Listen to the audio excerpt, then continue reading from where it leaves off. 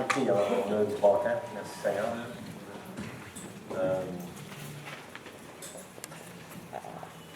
Le gars de son chez vous, c'est un cauchemar pour lui quand je parle. Tu parles jamais assez fort, puis à mesure que tu parles, le micro descend. Il est tout le temps là. OK. Je vais adresser quelque chose. J'ai envie d'être rapide, là. Mais il faut trop que tu me méfies d'un prédicateur qui dit que je vais faire ça vite. OK, je vais parler d'Abraham puis de nous autres. Quand moi je lis la Bible, c'est tout le temps moi le personnage. C'est moi Abraham. Okay? C'est vous autres, ceux qu'on va voir, ce que Dieu parle à nous autres au travers d'Abraham. Okay? Genèse 12:1. Les promesses que Dieu dit à Abraham, je les ai écrites, mais je passerai là-dessus. Il y a 7 promesses que Dieu dit à Abraham. Qui sont là dans Hébreux 12:1. Je ne passe pas dessus, je dirai ça à un autre moment. OK, Dieu appelle Abraham. Dieu nous appelle. Tu sais, c'est pas moi qui a donné, dans le fond, c'est pas moi qui est allé à Dieu, c'est lui qui est venu à moi. L'histoire de la Bible, c'est l'histoire d'un Dieu qui court après nous autres. Puis que nous autres, on se sauve. On se sauve, on se cache, on se déguise, on fait toutes sortes d'affaires. Pour pas qu'il approche trop. Étrangement, ça demande pas mal comme ça quand on est chrétien. On veut entendre, mais en même temps, on ne veut pas. On veut de la misère. Okay? Abraham, Dieu parle. Abraham se dit, Dieu dit, pars, quitte ton pays, puis va-t'en dans le pays que je te montrerai. Puis il ne donne pas vraiment de direction. Tu pars, puis en chemin, il va te dire. Là, tu penses à ça, tu dis, si Dieu dit pars, puis va-t'en où je vais te montrer, quel bord que je pars. À l'est, à l'ouest, au nord, au sud. Il y a quoi? Parce qu'il y a un McDo, le problème c'est qu'il y en a partout les McDo. OK. Qu'est-ce que ça nous dit, ça nous autres? C'est que Dieu dit, je veux que tu sois en mouvement. Puis inquiète-toi pas vraiment d'où tu t'en vas, je vais m'en occuper moi. Et quand on dit on marche par la foi par définition, c'est quelque chose que tu ne vois pas. Là. Dieu me dit de partir, ok, je m'en vais. Là, pendant que je m'en vais, il va créer des événements, il va faire rencontrer des gens, des prophètes, toutes sortes de choses qui vont m'aiguiller vers où est-ce que je dois aller. Selon la trajectoire, Abraham est parti vers le nord, puis finalement il est bifurqué vers le sud, un petit peu plus loin, sud-ouest, puis arrivé où est-ce que Dieu l'appelait finalement. C'est que si vous êtes perdu, il n'y a pas de problème parce que Dieu, il n'est pas lui. Si vous suivez Dieu, normalement, vous allez vous retrouver où vous devez être. Je n'ai pas de problème avec le fait que moi, je suis perdu. J'ai juste à apprendre à suivre le Seigneur. Okay? Suis celui qui n'est pas perdu. Tu sais, il y en a qui ont ça sur le bumper, suis-moi pas. Moi aussi, je suis perdu. Il y a du monde qui dit, si je sors en avant, on va arriver. Lui aussi, il est perdu. Le Seigneur n'est pas perdu. C'est qu'on doit faire confiance que lui le sait, puis il va nous amener à destination. Okay? C'est que ça, quelque chose qu'il faut faire la paix avec. Des fois, nous autres, on aimerait ça, surtout quand on arrive proche des gens prophétiques, on voudrait qu'ils nous disent, ils nous donnent un GPS avec tout le plan de notre vie dedans. Okay? Si on vous donnerait le plan de votre vie, c'est sûr que vous allez le scraper. On sauverait. On sauverait ou tu vas le scraper. Là. Hein? Tu vas bousiller le GPS, c'est quelque chose que tu vas faire. Comment ça, tu as touché à ce piton-là? Tout mon travail d'une vie vient de disparaître. Là. OK. Vous comprenez ce que je dis? OK. C'est l'obéissance qui déclenche l'accomplissement de la promesse. Dans ce cas-là, il a dit, lève-toi et pars. Il n'a pas commencé à négocier, puis aller voir son avocat, puis il se lève et part. C'est ce que Dieu veut qu'on fasse. Dieu vous parle, on cherche la volonté de Dieu, on cherche ce qu'il nous parle. Bien, quand il parle, il faut obéir. Puis c'est là que l'accomplissement va être. Faites pas juste partir par la foi. OK? Il y a une sœur qui me dit, elle dit, il faut que je travaille parce que mon mari vit par la foi.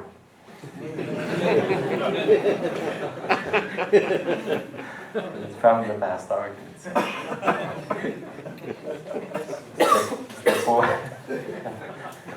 C'était pas un gros compliment pour lui. Lui, dans le fond, il voulait vivre par la foi, mais sans direction. La foi, c'est de croire dans ce que Dieu me dit, puis obéir dans ce qu'il a dit. La foi, c'est pas juste de partir comme ça, de dire « Ah, je pars par la foi ». Y a-t-il quelqu'un qui t'a dit de partir? Non, mais je pars par la foi. OK? Tu vas arriver où avec ça? Parce qu'il y en a parmi nous que le Seigneur nous dit « Je veux que tu restes là ». Puis nous autres, on rêve qu'il nous dit de partir. Puis il y en a que Dieu dit de partir, puis il rêve de rester. Ça, c'est la confusion de l'humanité, de faire le contraire de ce qu'il a dit. Si Dieu me dit de rester, même si les conditions sont exécrables, bien, ma bénédiction est là. Puis on va voir ce qu'Abraham a fait dans ça. Je veux vous conduire avec ça. Okay? Abraham part avec tout ce qu'il a. Okay? Quand tu donnes ta vie au Seigneur, on aimerait ça croire que tout notre bagage tombe à terre, puis nous autres, on est tout d'un coup libérés. Non, quand tu pars de tout ton bagage, le bon, la brute et le truand, tout est là. Le meilleur et le pire de moi est en moi quand j'accepte le Seigneur. Puis, si il y en a qui disent « tout est accompli », Jésus peut dire ça, là, mais pas nous autres. Tu sais, quand un chrétien dit « tout est accompli », là, man, t'es vraiment perdu, là. Jésus pouvait dire ça, mais pas nous autres. Un des grands prophètes que j'ai rencontrés aux États-Unis, un prophète comme dans l'Ancien Testament. Tu sais, les gens qui t'annoncent des comètes, puis disent l'heure et la date qui va arriver, là. J'ai rencontré ces gens-là. Il pointe quelqu'un dans la salle, puis il dit « T'as fait un rêve hier », puis il dit son rêve. Puis après ça, il l'explique. Ça, je l'ai vu. Cette personne-là a dit « Comme on est là, on prophétise à peu près à 10%. » Là, je suis où, là? C'est qu'on n'est pas... Tout n'est pas accompli. Il reste du chemin à faire. Il y a encore de la route à faire. Il y a encore des choses à abandonner. C'est qu'il faut qu'on se regarde et dire « OK, Seigneur, c'est quoi la prochaine étape? » Puis d'habitude, ça parle d'abandonnement. Okay? Le combat ultime de la vie chrétienne, c'est l'abandon. Puis ça part du moment que Dieu t'appelle jusqu'à temps que tu meurs. Lâcher le contrôle. Oui, le contrôle, puis l'abandon. Hein? Tu sais tout, Seigneur, tu sais que je t'aime. Non pas ma volonté, mais la tienne. Hein? Ça, c'est facile à dire, là. Mais quand tu vois la croix, tu dis pas sûr. Envoie donc mon frère en place. Là, j'ai une prophétie de contrôle. Le Seigneur me montre qu'il faut que tu prennes ma place. C'est pas du contrôle, là, c'est sûrement Dieu qui te parle. OK, comprenez ça? Avec tout ce qu'il y a, il part. En chemin, il y a des choses qu'il faut qu'il se débarrasse. Le Seigneur n'est pas embarrassé de notre embarrassement. Le Seigneur, il sait qui je suis. Il sait que j'ai plein d'affaires qui ne fitent pas dans son royaume. Puis il m'appelle quand même, puis il décide qu'il veut que je parte. Ah oui, suis-moi. On s'en va quelque part. Okay. J'aime ça. Je voyage beaucoup, puis d'habitude, je ne sais jamais ce qui va arriver. Là. Michel a voyagé avec moi, puis il me demande où est-ce qu'on va, je ne sais pas. Où est-ce qu'on va coucher, je ne sais pas. Qu'est-ce qu'on va faire? Je ne sais pas. Ça, c'est moi. Okay? Le Seigneur le sait, lui, puis je t'en paix avec ça aujourd'hui. Ce qu'il faut apprendre à vivre avec ça. Okay? Il s'engage complètement, il ne reste rien en arrière. Ça, c'est important. Si tu veux vraiment marcher avec Dieu, tu ne peux pas avoir de plan B. Tu sais, si ça ne marche pas, je vais pouvoir m'en aller là. Non. Le Seigneur, c'est mon plan A, puis il n'y a rien d'autre. Puis ça, c'est important. Beaucoup de chrétiens, tu sais, je vais te servir, Seigneur, quand je vais avoir mon gros fonds de pension, là. Et si tu me laisses tomber, bien, je vais pouvoir me reposer sur le gouvernement. Je vais te servir, mais que je sois riche. Je vais te servir, mais que si, mais que ça. Ça, c'est quoi? C'est mon plan B, parce que je ne crois pas que Dieu est assez riche pour me payer. Qu'il n'y a pas assez de ressources dans le ciel pour pourvoir mes besoins. Puis quand je dis ça, c'est quand Dieu peut pourvoir mes besoins par une job, je travaille à temps plein, puis le soir, je fais du ministère. Fait qu'une job, c'est pas contraire à servir Dieu. Moi, je peux vous dire, pendant des années, j'ai travaillé à temps plein, puis j'arrivais le soir à couche chez nous, je me changeais, puis j'allais faire du ministère. La provision de Dieu, c'était ma job. J'ai vu aussi le Seigneur faire apparaître de l'argent dans mon compte de banque, des milliers de dollars. Je n'ai jamais su où ça venait. J'ai vu dans ma boîte à mal un enveloppe qui venait des États-Unis, de je ne sais pas où, puis c'est marqué sur un chèque de 2000 $ de ton Père Céleste. Wow. From your Heavenly Father. J'ai vu ça. On a pris nous autres, on fait beaucoup de ministères. Je disais à des frères tantôt, l'année passée, j'étais dans 208 réunions dans l'année. Là, à un moment donné, on était épuisés. Ma femme a dit qu'on avait eu des promesses qu'on irait en vacances. On ne va pas souvent en vacances. On voyage beaucoup, mais on ne va pas en vacances beaucoup. Ma femme a dit, Seigneur, tu nous as dit qu'on irait en vacances, je te prie. On vit à la campagne, on a la malle rurale. Tu vois ta malle avec un petit drapeau. On prie. Je m'en vais en malle. Il y a quelqu'un qui nous a envoyé un chèque pour des vacances, un bon montant. C'est marqué dessus pour des vacances. Quand on a prié, l'argent était déjà là. Okay? Je sais que Dieu pourvoit comme ça, mais je sais aussi que des fois, la provision, elle vient par du travail manuel ou physique ou les business, les choses de même. Quand je dis je vis par la foi, c'est que je crois que ce qu'il m'envoie, ça vient de lui. Hein? À un moment donné, je demande au Seigneur d'aller en Angleterre. Une couple d'heures après, mon frère, qui travaille dans une compagnie qui font les planchers d'autobus, Eurobus, il y avait des réparations à faire à New York. Il m'appelle et dit, tu viendrais-tu m'aider? Il a besoin d'un gars qui a un passeport par anglais qui est manuel. Ça, c'est moi. Je m'en vais l'aider. L'argent que j'ai reçu, c'était mon argent pour aller en Angleterre. C'est venu par une job. Un autre couple d'années après, je redemande au Seigneur d'aller en Angleterre. Là, j'ai été spécifique. J'ai dit, Seigneur, si tu veux que j'aille en Angleterre, je te demande de me donner 4000 $.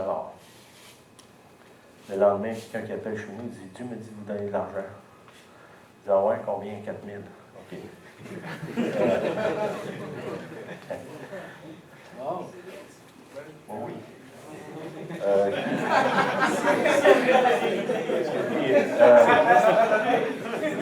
Le frère, là, toi, tu m'as connu dans les années 90. Oui. Tu as vu ce genre d'affaires-là dans ma vie? Oui. Les années 90. Oui. Et ce que je vous dis là, j'ai des témoins. Je peux vous amener plein de monde. Okay? Il n'y a pas beaucoup de gens de mon église ici, là. Mais j'ai des témoins ils ont vu ça, qui sont encore dans mon église. Si je compterais les menteries, ce serait longtemps que c'est parti. Parce que c'est du monde assez tranchant, là. Ils sont tough. Surtout le secrétaire de l'église. C'est ça que j'aime de lui, il ne laisse rien faire. Rien passer. Pourquoi je vous dis ça? C'est que si on dit qu'on marche par la foi, qu'on obéit, comme là, j'ai une conversation avec Dieu, Seigneur, je te demande d'aller en Angleterre. Ça se peut que le Seigneur dise non, tu n'y vas pas. Ça prend autant de foi pour ça que de dire oui, vas-y. C'est pas genre, Dieu, c'est pas le Père Noël, là. Puis, tu sais, dans la relation, c'est lui le maître, c'est pas moi. Moi, j'ai le droit de demander. Ça fait partie de ma relation avec lui, mais c'est lui qui répond, c'est lui qui décide. OK? Fait que je peux vous dire, pour les finances, j'en ai des centaines d'histoires comme ça. Là. C'est pas possible. Ma femme, on est aux États-Unis, elle traverse la rue avec les enfants, il y a un gars qui arrête son auto, il sort, il donne un paquet d'argent, puis il s'en va.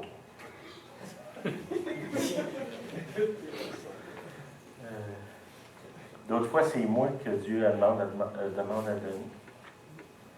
À un moment donné, j'avais un auto presque neuf, 2 ans. C'est un qui dit, donne ton auto à un tel.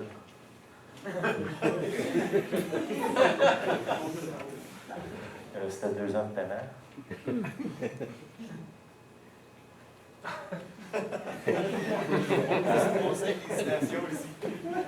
Je l'ai donné.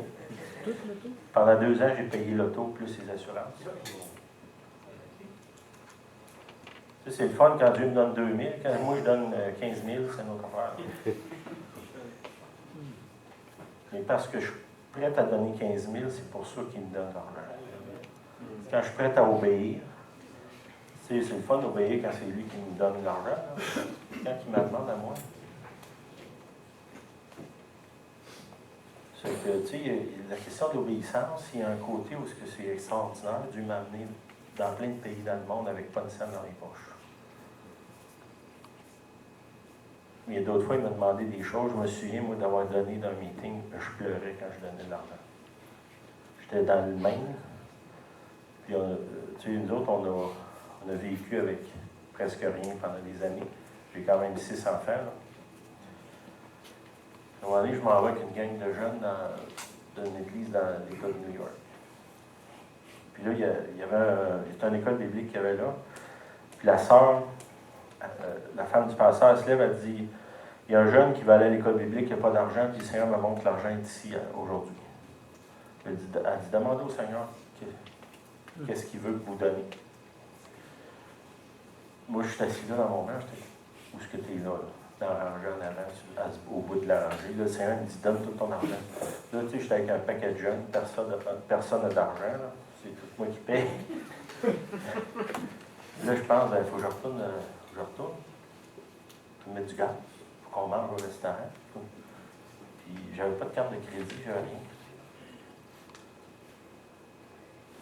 Puis là, j'ai obéi, puis je me souviens, je pleurais. Puis mon argent, j'ai tout mis dans le panier. À la fin de la réunion, je sors dehors. En sortant, il y a un gars qui me cogne de main dans le dos. Hey, là, je me retourne, il me donne un rouleau d'argent américain comme ça. Dieu m'a dit de te donner ça.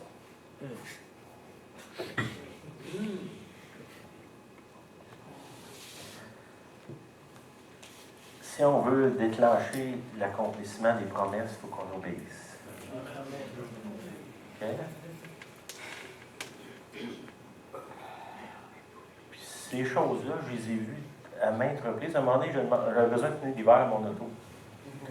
Le Seigneur, puis il y a d'autres choses, quand on demande au Seigneur, on ne prie jamais en public. Vous comprenez? Si je suis ici et je dis, Seigneur, j'ai besoin de 300 $ pour payer mon permis de conduire demain. Je ne suis pas en train de prier Dieu, là, je suis en train d'essayer de vous manipuler.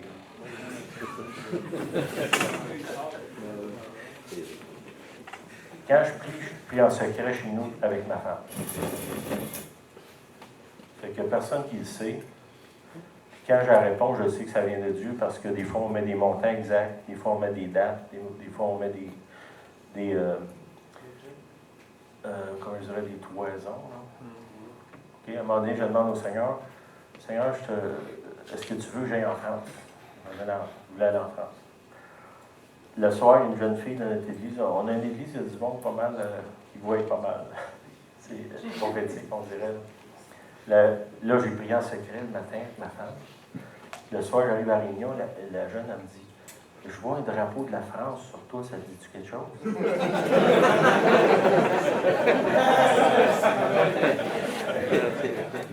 OK, là, c'est pas mis l'argent, c'était, j'avais demandé au Seigneur, veux-tu y aller? Puis après ça, mon argent est venu d'une autre façon, là, mais je voulais être sûr que lui était là. Ça, c'est une conversation. Quand je vous parlais hier ou un matin de conversation, développez ça, Puis l'autre affaire, c'est pas donne-moi, donne-moi, donne-moi, donne-moi. Là. OK? Qu'est-ce que tu veux, Seigneur? Puis j'ai le droit de demander. Seigneur, j'aimerais ça aller là. S'il dit oui, c'est correct. S'il dit non, c'est correct. C'est que ça, c'est en tout cas une partie de mon témoignage. C'est pas mal d'autres affaires. Ah, les pneus d'hiver.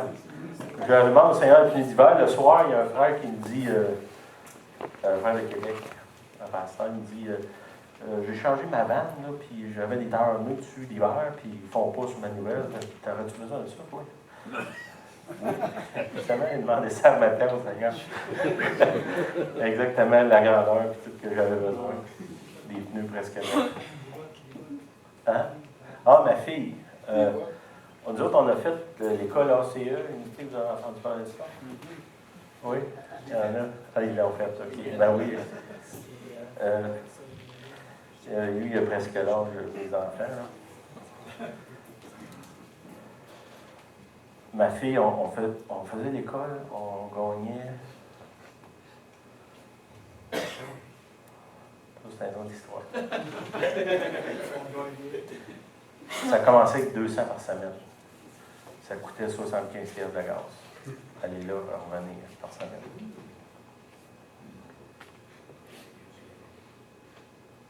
Puis, on priait pour l'épicerie, on priait pour tout. Puis, le Seigneur, c'est incroyable. Tu sais, quand tu fais une liste d'épicerie, tu écris ce que tu as besoin. Il y a quelqu'un que tu ne connais pas, il vient t'amener la boîte chez vous de ce qui est sur ta liste. Ça, c'est mon Jésus. Amen. Amen. Okay. Ça, c'est pas arrivé une fois, là. Ça a duré 3 ans, ça. Puis à un moment donné, ma fille a dit, Seigneur, je veux... non, elle me dit à moi, je veux des bottes d'hiver.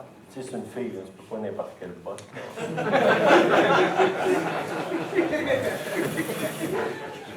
Là, j'ai dit, tu sais, les gars, tu vois, c'est bon, il y a un coup dedans, c'est bon. Mais les filles, c'est pas le même. Là, je dis, ben, demande au Seigneur. Lequel prendre le pamphlet de... Je ne sais pas c'était qui, Yellow, dans ce temps-là. C'est ça que je veux. Après, je demande au Seigneur. Dans la même semaine, une madame qui appelle, elle dit, j'ai acheté des bottes, puis ils me font pas. Là, tu dis, qui achète des bottes, puis ils me font pas? Ça, c'était pas dans le temps d'Amazon, c'était dans le temps que tu allais au magasin pour essayer des bottes. Cette madame-là, la seule fois de toute sa vie qu'elle est venue chez nous, qu'elle a appelé chez nous, c'est cette fois-là. Elle a dit, peut-être que ça ferait une de tes filles. Fait qu'elle vient chez nous, donne les bottes, c'est les bottes que ma fille a demandées, son point.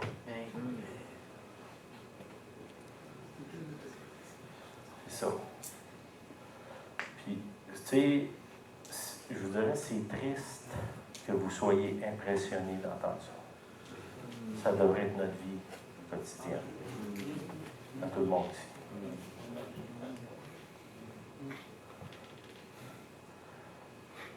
Peut-être pas la même chose que moi, parce que moi, je pense que Dieu, d'une certaine manière, m'a appelé un genre de pionnier dans ça. C'est partie de ce que Dieu m'a appelé à transmettre cette foi-là à d'autres.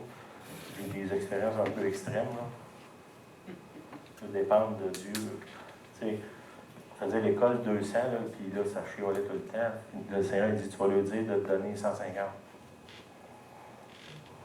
OK. Baisse le salaire.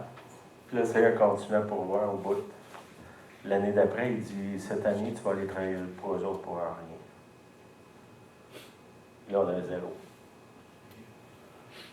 Puis là, je dis dans mon message, mais ça fait rien. Ça va être bon d'aller. Au mois de janvier, j'entends parler, je ne sais pas si vous avez déjà entendu parler de John Weber, Californie. Là, on est là, 0 salaire. J'entends parler d'une conférence en Californie.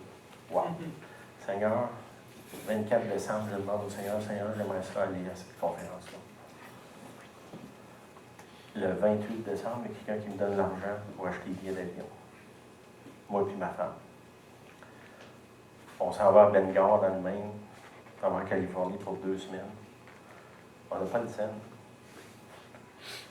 Pas d'hôtel, pas rien.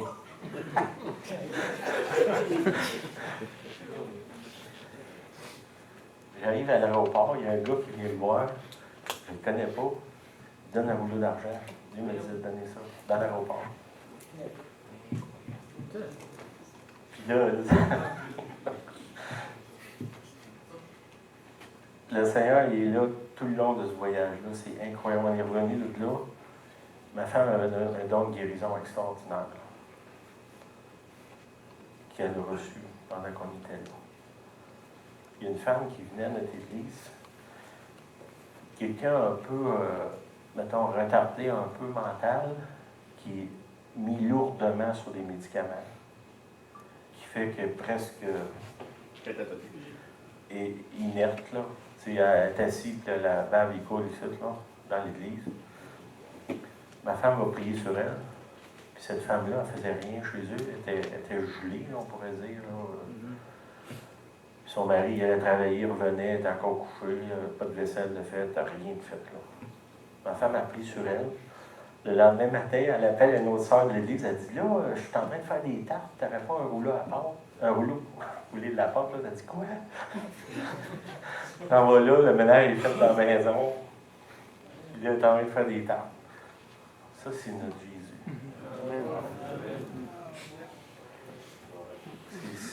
C'est ce Dieu-là qu'on sert.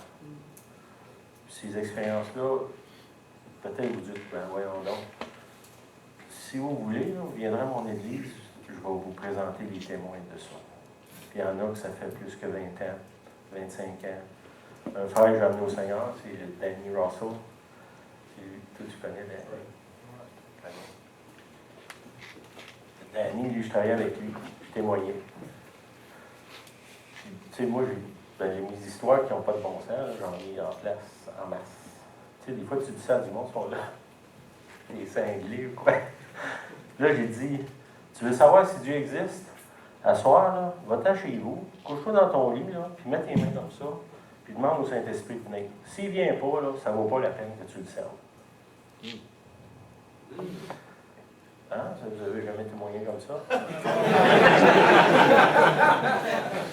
Le soir, il s'en va dans son lit, il se couche dans le lit, il demande au Saint-Esprit de venir, il se met à lever de même dans le lit, bang, bang, bang, bang. C'est le même qui est venu au Seigneur.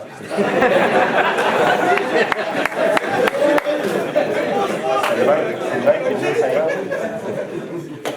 Il levait dans son lit, il retombait, bang, comme ça.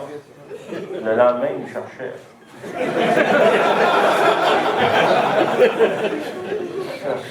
Une explication. Ce frère-là était avec nous autres depuis, ça doit faire 25 ans de ça. La majorité des histoires que je vous conte là, il était témoin de ça. Fait que je comprends que peut-être vous dites, ben, wow, tu sais, mais c'est vrai. Puis je pourrais vous conter des choses comme ça pendant des heures. Ce que j'ai vu Dieu agir. J'ai vu des miracles, j'ai vu des guérisons, j'ai vu la provision. On a prié pour des gens, des situations impossibles. À un moment donné, il y a une fille qui travaille à Québec. Puis, tu sais, du monde insécure. Hein? Savez-vous? Hein? Moi, je dis, l'occupation première des chrétiens, c'est de s'inquiéter. À un point tel que si ça arrêterait, il me dirait, qu'est-ce que je vais faire de ma vie à ce temps?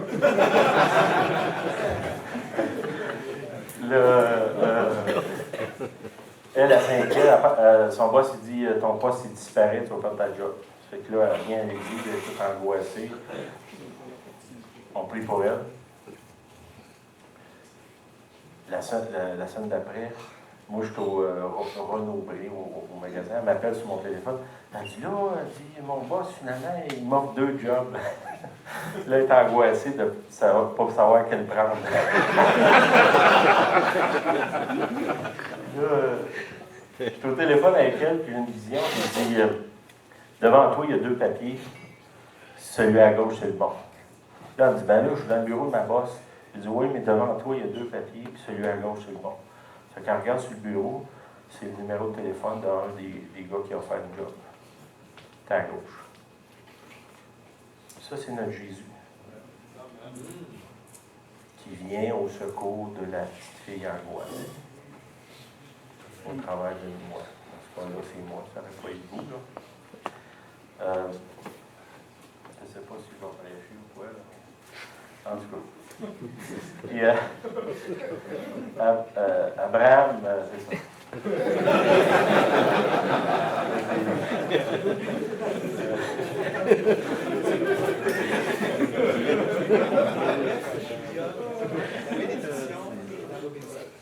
Oui. OK. C'est important de déterminer d'obéir. Parce que quand on n'obéit pas, on manque ces opportunités-là. Puis quand tu obéis, tu rentres dans un monde, tu rentres littéralement dans le royaume de Dieu, où ce que rien n'est possible. Puis quand tu vis là, ben, tu ne veux plus sortir de là. En même temps, je vous dirais, ça coûte quelque chose. Parce que, d'une certaine façon, tu vis ailleurs. Ça fait que tu ne files plus à nulle part à un moment donné. Les gens ne savent plus trop comment nous prendre. Ils pensent qu'on est cinglés. Il y en a qui ont peur parce qu'ils pensent qu'on voit tout ce qu'ils vivent. Il y a des gens qui ont peur de venir à notre église. Ils pensent qu'on voit tous leurs péchés. Premièrement, ça ne m'intéresse pas de les voir. Puis, deuxièmement, Dieu, pourquoi il montrait les péchés du monde? Ils ont peur. Un autre coup, je pense qu'Abraham, il va passer un autre fois. Il est en route, de toute façon. Ouais, c'est ça. Il est en chemin, là, il est parti dans les grands nord. Dans le nord, il est parti. OK. C'est ça, il est au McDo. Pour moi, il fait la tournée des McDo. Je travaillais à Québec, puis je suis concierge. Moi, je suis extrêmement habile de mes mains. Je peux faire n'importe quoi, réparer les moteurs, faire de la céramique, de la plomberie, de l'électricité, du J-pop, du ciment. Je peux faire n'importe quoi. Okay? C'est un don que Dieu m'a donné. Ça m'a permis de travailler, payer pendant que je faisais du ministère, pas supporté par le monde à qui je faisais le ministère. Okay? Mais le Seigneur m'a béni. Puis un coup, j'étais à la cafétéria, puis je sors de la cafétéria, puis je mets ma main sur une jeune fille qui est là. Je travaille avec son copain, puis elle travaille avec nous autres. Je fais juste ma main comme ça. Le lendemain, elle vient voir, elle dit, toi, elle dit, je sais qu'il y a plein d'affaires bizarres qui se passent dans ta vie. Elle dit, hier, tu m'as touché, t'as-tu senti quelque chose? J'ai dit, non, je n'ai rien senti. Quand j'ai mis ma main sur elle, il y a comme un feu qui est rentré dans elle, jusque dans le bas de son ventre. Puis là, elle me dit, moi et mon chum, on essaye d'avoir des enfants, puis ça ne marche pas. Fait que moi, le soir, je prends mon auto, 1h30 de route à tous les jours, aller, retour, 3 heures. Je reste dans la Beauce, je travaille à Québec. Je fais ça pendant 5 ans, tous les jours. En m'en revenant, le Seigneur, il dit, tu lui diras que d'ici un mois, elle est enceinte. Je reviens. Le Seigneur me dit que d'ici un mois, tu es enceinte. Je laisse sa job-là, 2 ou 3 ans après, je ne me souviens pas exactement. Elle appelle chez nous. C'est ma femme qui répond. Elle dit, là, je suis la fille, là, ton mari. Elle dit, oui, je t'en prenais, il m'a parlé de toi. Elle dit, on aimerait ça avoir un autre enfant.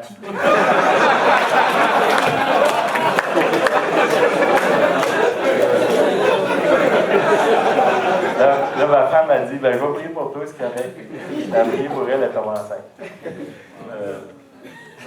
Ça, c'est notre vie. Hein? Oh oui. C'est pas Marie, là, c'est pas Marie, c'est mais, à maintes reprises, ma femme, elle a vraiment un don pour prier pour les femmes qui peuvent pas avoir d'enfants. À maintes reprises, elle a prié pour les femmes que le médecin a dit, tu n'auras jamais d'enfants. Elle a prié. Beaucoup de cas, là, puis un peu partout dans le monde.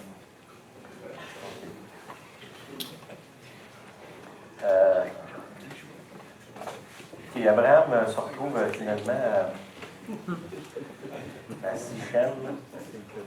Je veux parler de ça un peu. OK. Aux chaînes de Morée. OK? Cette place-là, c'est une place qui avait un arbre, un chêne. C'est une place de révélation. Okay? Le mot Morée, chaîne de Morée, ça veut dire deux choses, l'enseignant et le devin. Okay? Dans l'Ancien Testament, les prophètes, il y en a qui sont appelés les devins. Okay? Puis là, je vous amène avec ça dans Acte 13, à Éphèse. Les enseignants et les prophètes, ils adoraient ensemble. Puis je vous dirais, ça, c'est extrêmement compliqué de prendre des gens prophétiques, des enseignants, et les mettre dans la même salle, puis que la chaîne ne pogne pas. Quand ils ont appris à adorer ensemble, c'est là qu'ils ont relâché Paul dans son ministère. Quand les prophètes, les enseignants vont être capables de marcher ensemble, le ministère apostolique va être relâché. On voit ça dans Acte 13.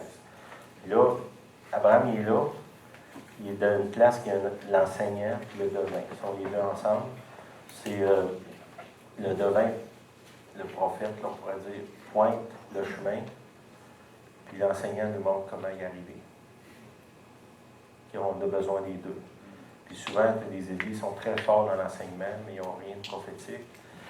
Puis des fois, les églises prophétiques, c'est juste un chaos où il n'y a pas vraiment d'enseignement. Puis ça prend les deux. Parce qu'il faut qu'on apprenne à moduler la conversation avec Dieu. Que ce ne soit pas de l'hystérie, là, ou de la manipulation, comme je vous parlais ce matin. Ça doit être modulé, puis souvent les deux, comme je vous dis, c'est difficile de mettre ces deux ministères-là en même temps. Un qui est très, normalement, cartésien, puis l'autre qui a l'air d'être... on ne sait pas ce qui va arriver. Dans sa vie. OK. Il part de là, il passe là avant. Vous voulez grandir dans le ministère prophétique, dans cette relation-là avec Dieu? Attachez-vous à une église qui enseigne notre prophétique, puis qui a un enseignement balancé, puis il y a du monde balancé dans l'Église. Quand je dis attachez-vous à l'Église, je ne vous dis pas aller là une fois par 3 mois. Puis non plus, je le regarde sur Internet, là. Ça, c'est pas une église Internet, c'est une TV, là.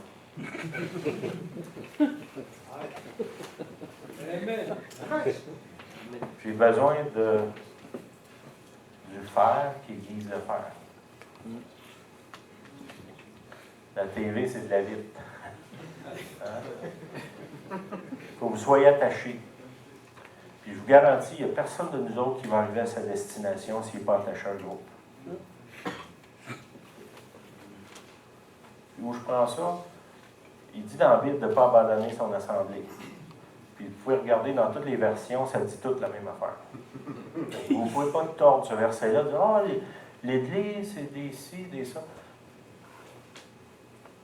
Jésus, il vient pareil, là. Même si nous autres, on est tout croche.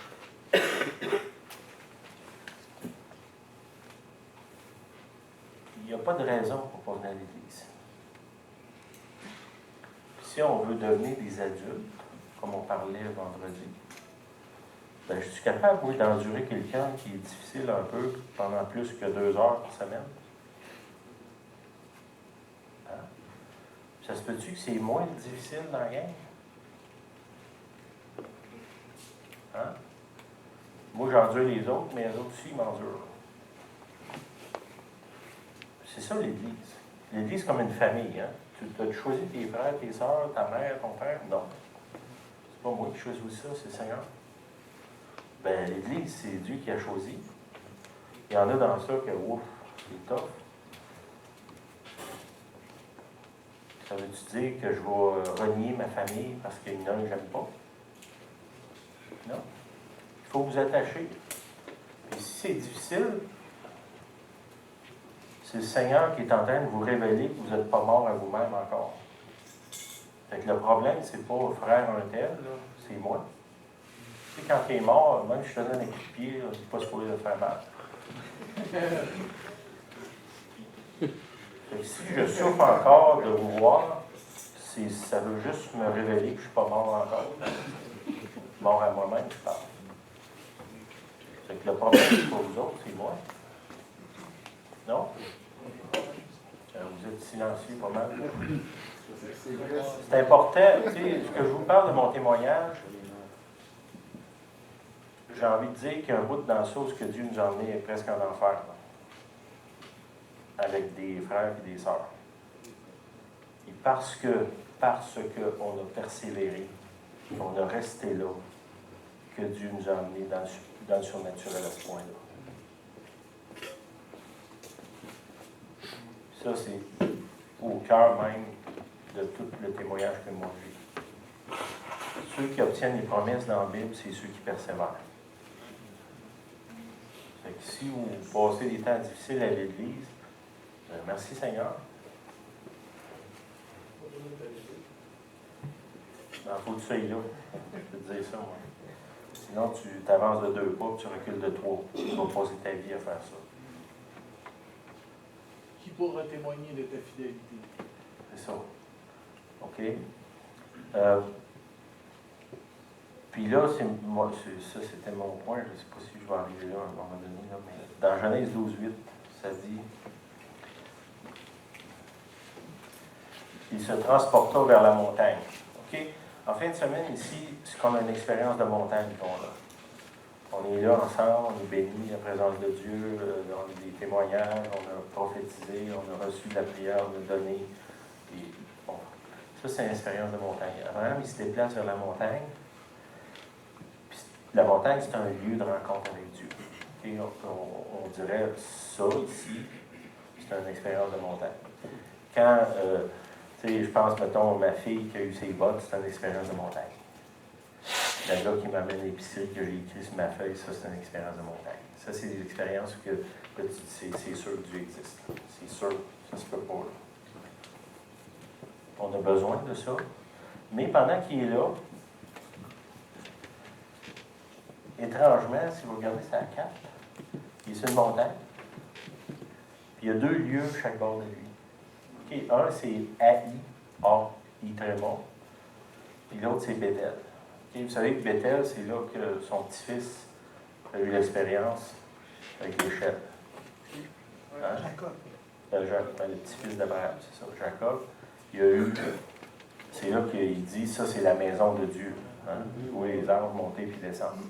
Okay. Abraham, il est là sur la montagne, il a une expérience surnaturelle. Puis sur un bord, il y a Bethel. Puis sur l'autre bord, il y a Haï. OK? Haï, ça veut dire. Attendez un petit peu. Ça veut dire ruine.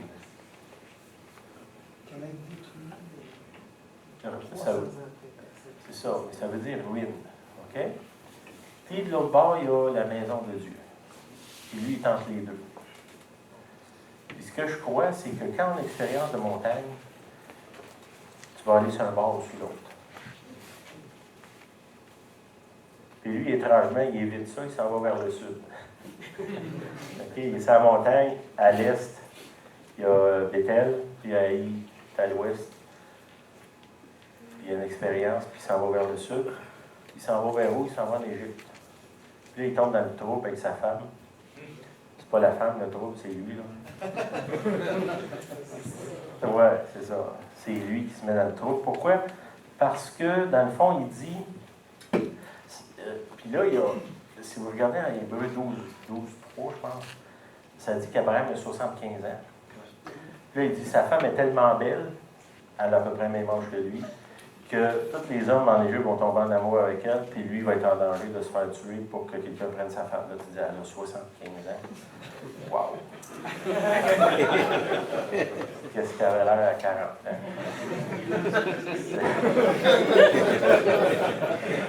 Hey, c'est ça, OK. C'est des affaires drôles qu'il y a dans la Bible. Tu dis ça, tu dis, wow. C'est pas moi qui ai inventé ça, c'est lui. À 50. Puis là, qu'est-ce qu'il dit? Il dit à sa femme, tu vas faire semblant que tu es ma sœur. Comme ça, moi, je vais être bien traité. Puis, je vais survivre. OK? qu'est-ce qui se passe là? C'est que il évite la ruine quand même. Il évite une expérience surnaturelle avec Dieu dans la maison de Dieu.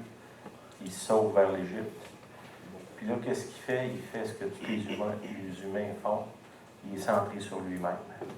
Puis il utilise les autres pour sauver sa peau. Puis dans ce cas-là, il utilise sa femme. Puis ce que je crois, c'est qu'il y a un avertissement ici, puis une invitation pour nous autres ici ce soir. Puis c'est quelque chose que j'avais dit à Mario, il va prier, en tout cas, on va voir le temps. Là, je suis en train de biologer tout votre temps. Mais...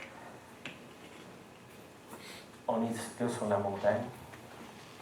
On ne veut pas sortir d'ici et retourner vers la ruine.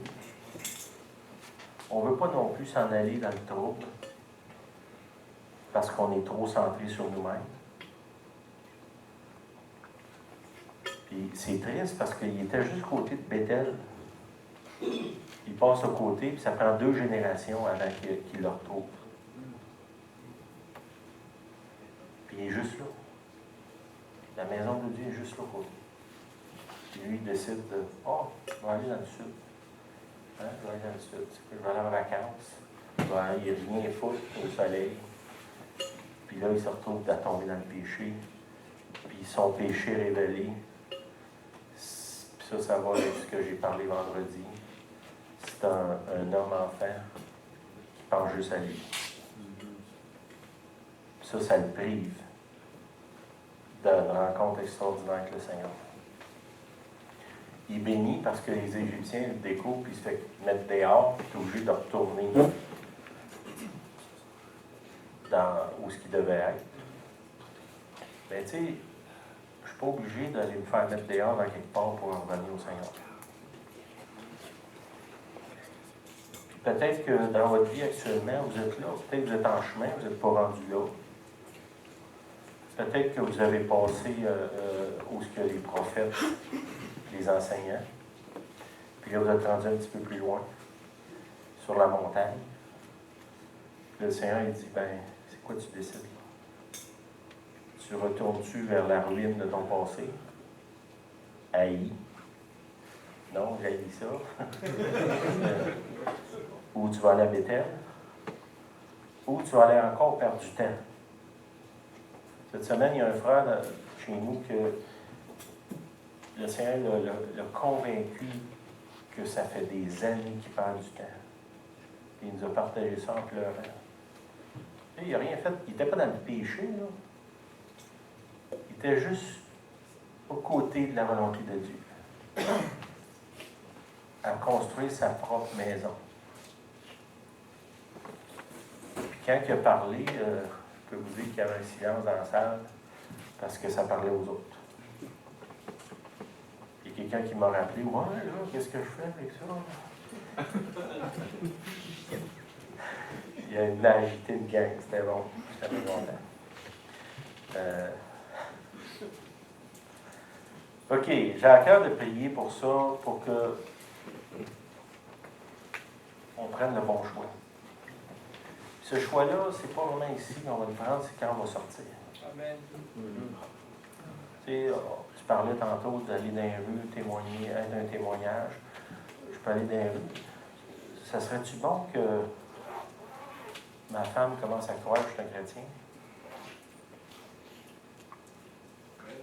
Hein?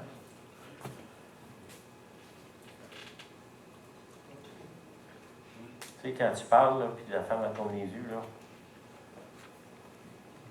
est-ce que moi, je peux être un témoignage pour mes enfants, les gens proches, les gens à mon travail? Moi, quand j'ai grandi dans l'église, on disait, tu vas avoir du trouble, engage un chrétien. C'est triste.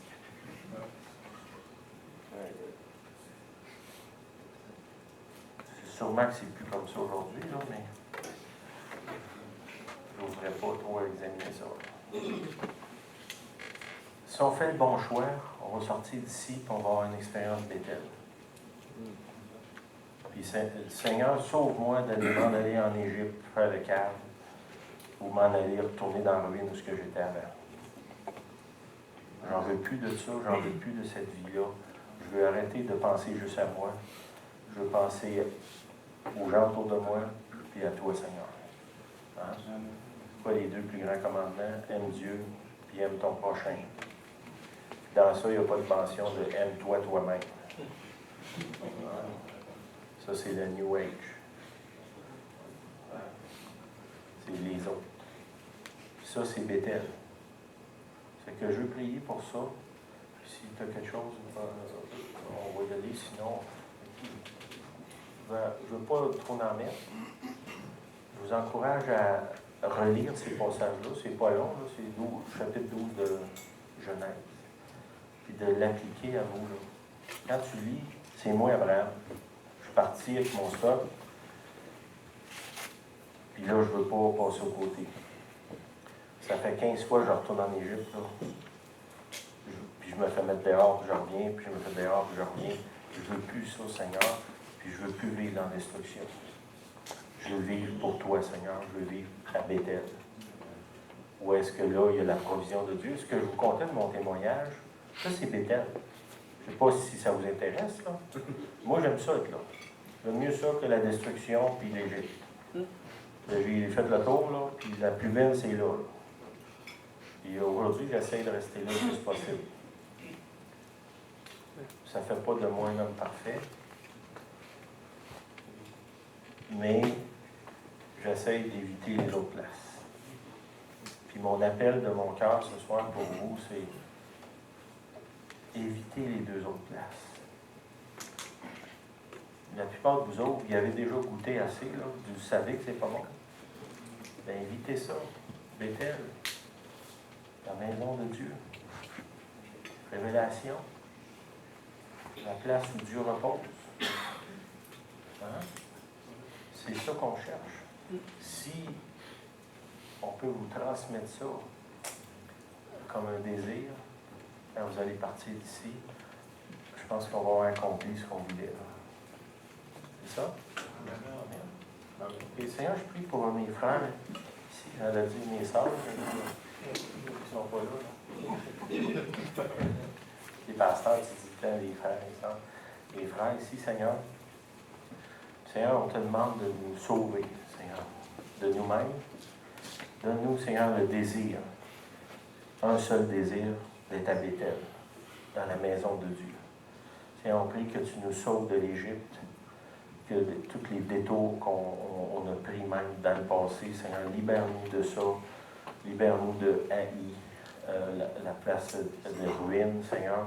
On ne veut plus vivre dans les ruines, on veut vivre dans ton royaume, on veut vivre là où tu es, on veut marcher avec toi, on veut voir ta main puissante, on veut voir ta gloire, on désire avoir des témoignages puissants de ton intervention dans nos vies, au travers de nos mains, au travers de notre conversation avec toi, Seigneur. C'est notre désir. Seigneur, je te demande que du groupe ici se lève un groupe de gens qui vont être accusés d'avoir bouleversé le monde. Oui, Père. Oui, Seigneur, dans le nom de Jésus, je prie. Amen.